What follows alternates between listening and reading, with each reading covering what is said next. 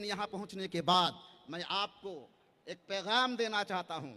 हम लोग उर्स मनाते हैं, उर्स में आते हैं, जियारत करने के लिए जाते हैं। आप ये बताएं, हम में से कितने लोग हैं जो सही तरीके से उर्स मनाते हैं? हमारा आम है आना, हमारा काम है आना, खाना, सोना और जाना, यही हमारा काम है।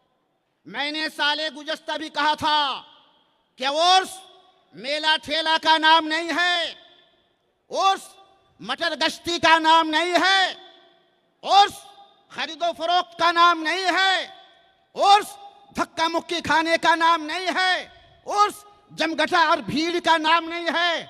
उर्स का मतलब होता है कि बुजुर्गाने दीन के यौम विसाल में उनकी जियारत के लिए पहुंचे और साहिब सज्जादा की सरपरस्ती में उर्स की जो तकरीबात हैं उनमें शामिल हो जाएं। इसी का नाम क्या है? उर्स है। तो आओ नमाज की पाबंदी करो, आओ तिलावत की पाबंदी करो, आओ जिक्र इलाही में मशगूल हो जाओ, आओ तकरीबात में शिरकत करो, तो आप बुजुर्गान दीन के फैज़ के मुस्तहिक़ होंगे। वरना मेरे भाई, आना होगा, खाना होगा, सोना होगा और जाना होगा।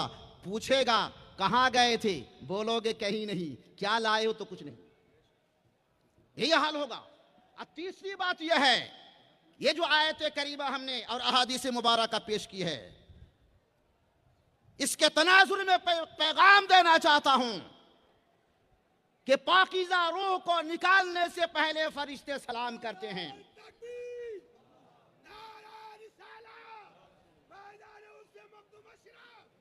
नारे तकबीर। तो हम गुलामों के लिए जरूरी है, हम गुलामों पर लाजिम हैं कि हम भी अल्लाह ताला के हुक्म के मुताबिक चलें, फरमाने रसूल पर अमल करें और मखदूम पाक ने हमें जो मिशन दिया है उसके मुताबिक काम करें और मखदूम पाक की सीरत को, उनके अखलाक को, उनके किरदार को, उनकी तहारत व तकवा को अपनाने की कोशिश करें। कम से कम ये तो कर सकते हैं ना कि 5 वक्त की नमाज की पाबंदी, ये तो अल्लाह ताला ने फर्ज किया है, नमाज की पाबंदी कीजिए। अगर आप बेनमाजी बनकर आए उर्स में और बेनमाजी बनकर चले गए तो आप समझ लीजिए कि आपको दर मखदूम से कुछ नहीं मिला। बेनमाजी बनकर आए और बेनमाजी बनकर चले गए, आपको दर मखदूम से कुछ नहीं मिला। हो सकता है लाख, 2 लाख या करोड़ रुपया मिल जाए जो आपने मांगा है, लाख, 2 लाख, 4 लाख, करोड़ रुपया आपने मांगा है वो मिल जाएगा। ये तो दुनिया है। कोई दुनिया लेने के लिए आते हैं, कोई दीन के लिए आते हैं।